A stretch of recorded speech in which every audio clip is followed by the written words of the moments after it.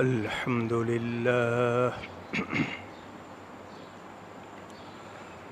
الحمد لله رب العالمين والعاقبة للمتقين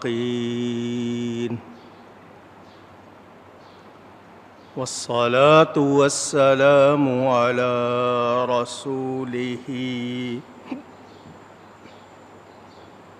سید المرسلین رحمت للعالمین شفیع المذنبین سید الاولین والآخرین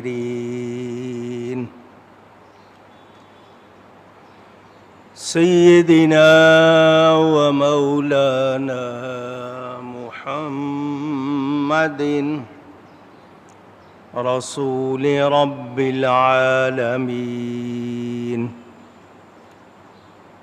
وعلى آلہ وصحبہ اجمعین. أما بعد فأعوذ بالله من الشيطان الرجيم. بسم الله الرحمن الرحيم. طاسيم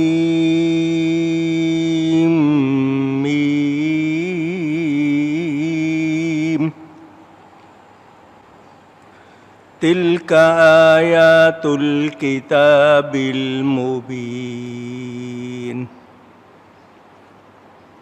لعلك باخع نفسك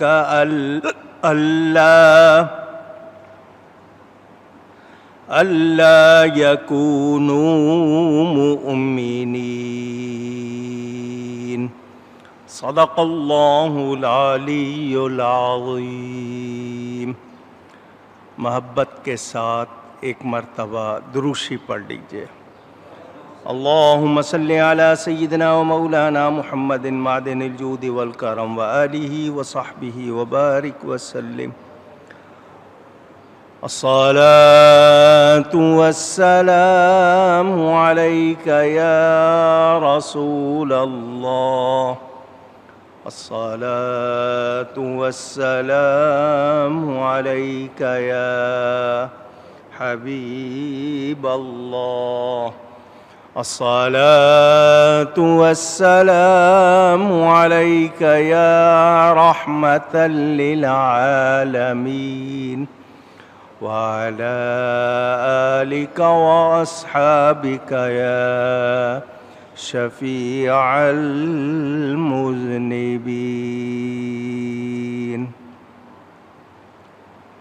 حمد و صلات کے بعد قرآن کریم کی سورۃ الشعراء کی تفسیر میں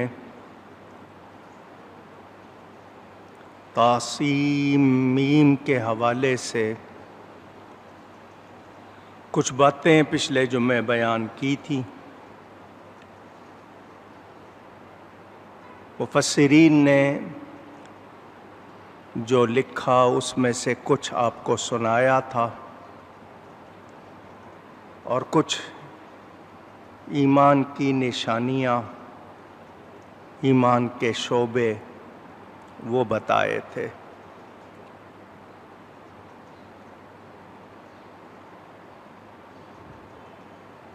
ہم قرآن کریم کے اسرار کیا کیا راز ہیں، اس میں کتنے موتی ہیں، نکالتے رہتے ہیں، ختم نہیں ہوتے. یہ اللہ تعالیٰ کا کلام ہے. اللہ کرے ہمیں اس کلام سے محبت ہو، ہم اس کو پڑھیں، سمجھیں اور اللہ تعالی عمل کی توفیق بھی عطا فرمائے. وما توفیقی الا باللہ العلی العظیم. اللہ تعالیٰ ارشاد فرماتا ہے طاسیم میم تلک آیات الکتاب المبین،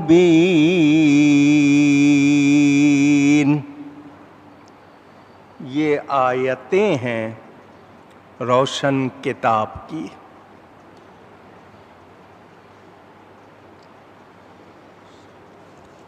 لفظ آیت اس کا معنی نشانی کا بھی کیا جاتا ہے۔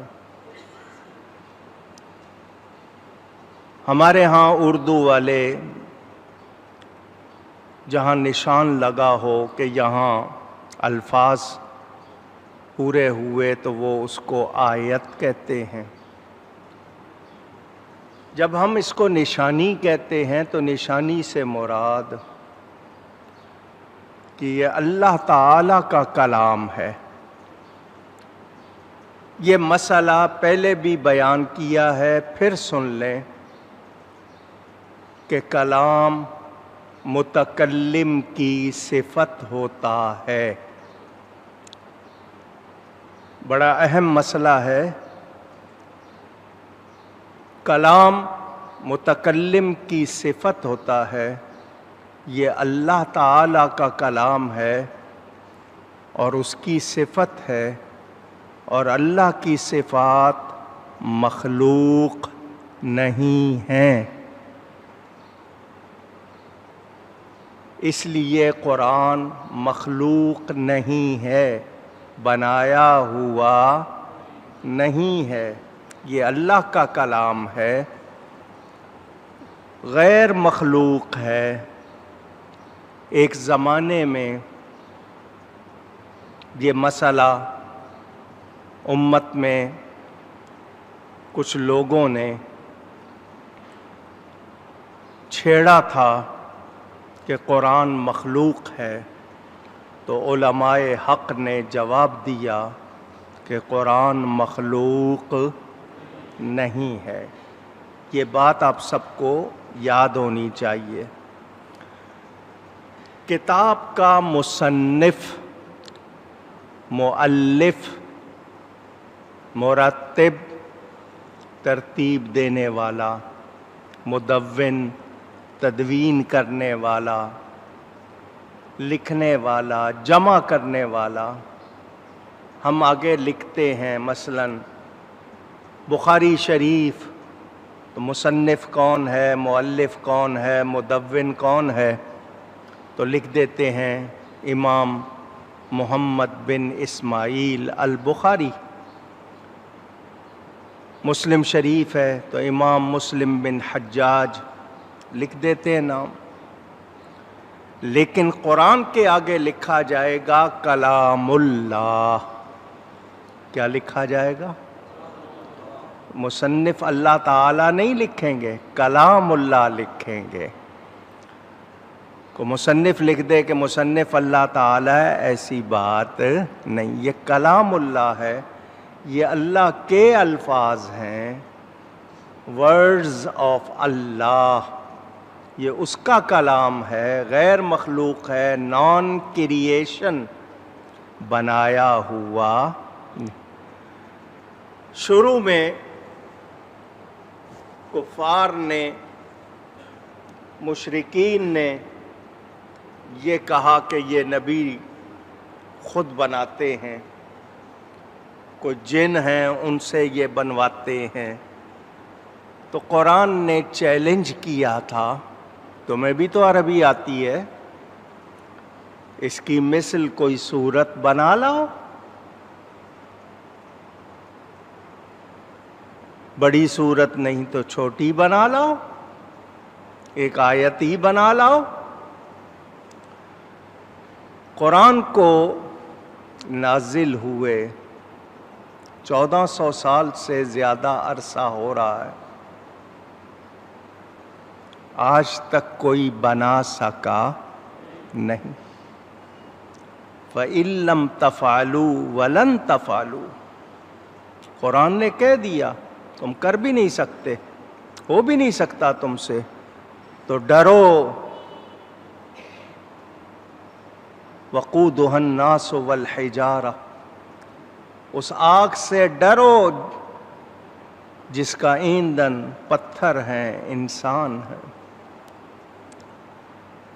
دنیا نے بہت کوشش کی، آپ کیا سمجھتے ہیں خالی بیٹھے رہے ہوں گے اس قرآن کو مٹانے کی، اس قرآن کو بدلنے کی؟ مگر کوئی بھی کامیاب نہیں ہو سکتا۔ کیوں؟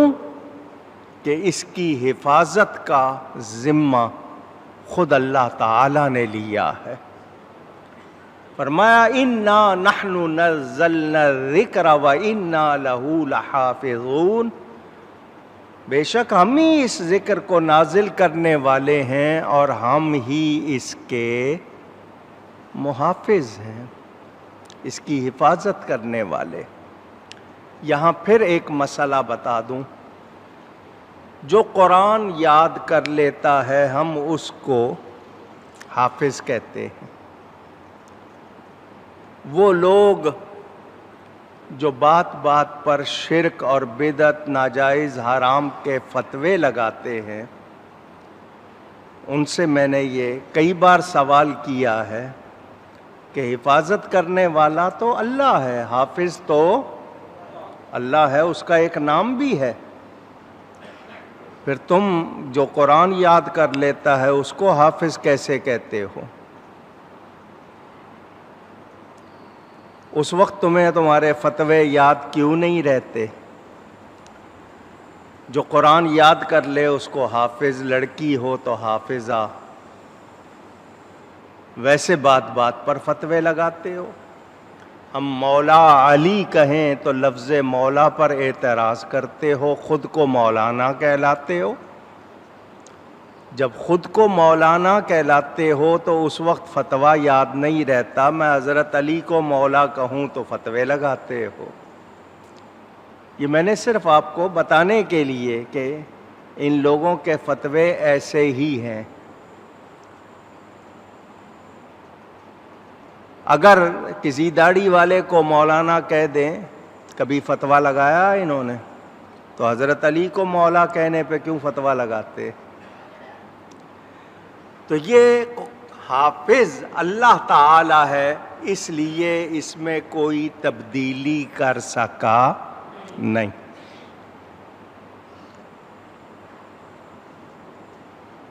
کتاب لیں، شبہ ہوتا ہے کہیں کتابت کی غلطی نہ ہو گئی ہو۔ آج کل کمپیوٹر سے کمپوزنگ ہوتی ہے، کمپوزنگ میں غلطی نہ ہو گئی ہو۔ آپ کا ٹیلی فون ہے، آپ اس پہ میسج ٹائپ کرتے ہیں، آٹو لفظ خود بخود سامنے آتے ہیں، کبھی آپ سے ہاتھ لگ جاتا ہے، اس کو آٹو ایرر کہتے ہیں کہ یہ خود بخود غلطی ہو گئی، لکھنا کچھ تھا، لکھ کچھ گئے۔